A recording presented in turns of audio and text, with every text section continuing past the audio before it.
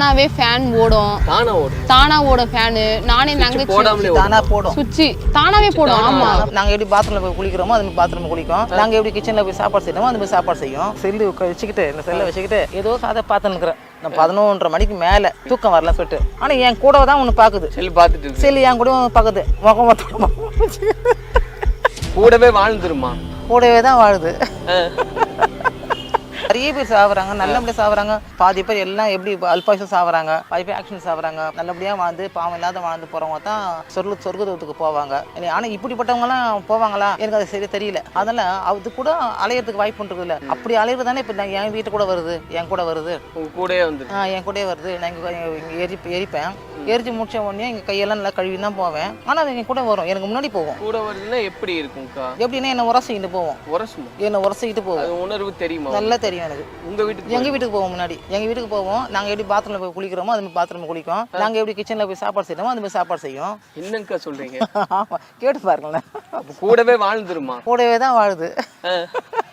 கூடவே தான் வாழுது. அப்ப அங்கேயே உட்காந்துக்குமா? ஆமா, எங்க வீட்டுல ஜோக்கா தான் இருக்கும். எங்க வீட்டுல பாருங்க, நாங்க உள்ள உட்காந்துட்டு இருப்போம், பசங்க டிவி பார்ப்பாங்க, நாங்க உட்காந்துட்டு இருப்பேன். இது இந்த படத்துல மின்னல் நம்ம சல்லுன்னு போவோம் பாத்தீங்களா, அது மாதிரி கதையா எங்க வீட்டு விஷயம் சல்லுன்னு போவாரு, அப்புறமா சல்லுன்னு வெளியே வருவாரு. அதுவும் உட்காந்து டிவி நான் பார்த்து தான் இருப்பேன். இல்ல அதுவும் உங்க கூட உட்காந்து டிவி பார்ப்பேன். நான் ஒரு நாள் டிவி பார்க்கல, ஒரு நாள் செல்லு வச்சுக்கிட்டு இந்த செல்லை வச்சுக்கிட்டு ஏதோ கதை பார்த்து நிற்கிறேன். நான் 11:30 மணிக்கு மேல தூக்கம் வரல சொல்லிட்டு. ஆனா என் கூட தான் ஒண்ணு பாக்குது. செல்லு பார்த்துட்டு செல்லு என் கூட பாக்குது. முகம்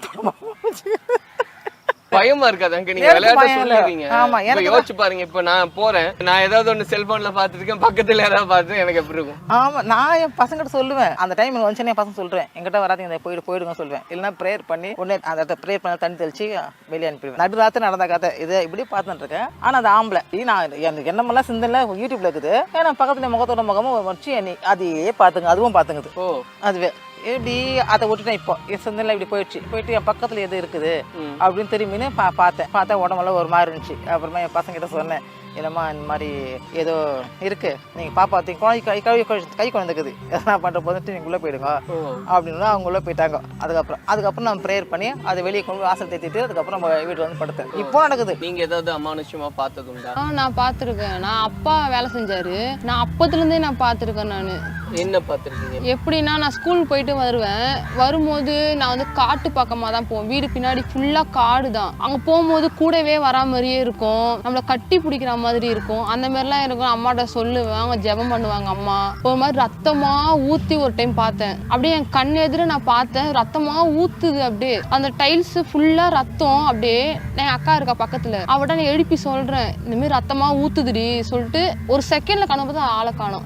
கனவுல நிஜமாவே பார்த்தேன் நான் எங்க வீட்டுல. அதான் அப்போ பார்த்தேன், நான் படிக்கும் போது பார்த்தேன். நான் அப்பா இருக்கும் போது வீட்டுல அலற சவுண்டு அந்த மாதிரி எல்லாம் கேட்கும். நேத்து நைட்டு வந்து நான் என் ஃப்ரெண்டு கிட்ட பேசினிருந்தேன். அப்போ கூட அந்த கொலு சவுண்ட் என் பக்கத்துல கேட்கற மாதிரி இருந்து. 11 மணிக்கு தான் நேற்று நைட்டு பக்கத்திலே கேக்குது சவுண்ட். ரெகுலரா நடக்கிறது தான் இந்த மாதிரி எல்லாம் எங்க வீட்டுல. எனக்கு கேட்கறதுக்கே பயமா இருக்கு, ரத்தமா ஊத்துது சொல்லும்போது. அக்கா அவங்க இதை விட எல்லாம் பாத்துருக்காங்களா? அதெல்லாம் அக்காங்க எல்லாம் சொல்லுவாளுங்க, நானும் பார்த்தேன், இந்த மாதிரி போச்சு வந்துச்சு அந்த மாதிரி எல்லாம் சொல்லுவாளுங்க. காலை பூச்சி இழுத்துச்சு அந்த மாதிரி எல்லாம் சொல்லுவாங்க அக்காங்க கூட. அம்மா சொல்லும் போதே சில விஷயம் எனக்கே எப்படிரா அப்படின்ற மாதிரி. ஏன்னா அம்மா சொல்லும் போது இங்க இருந்து நம்ம எப்படி வீட்டுக்கு போய் குளிச்சு சமையல் செய்வோமோ அதே மாதிரி அதுவும் எங்க கூடயே வரும், குளிக்கும், அதுவும் சமையல் செய்யும்.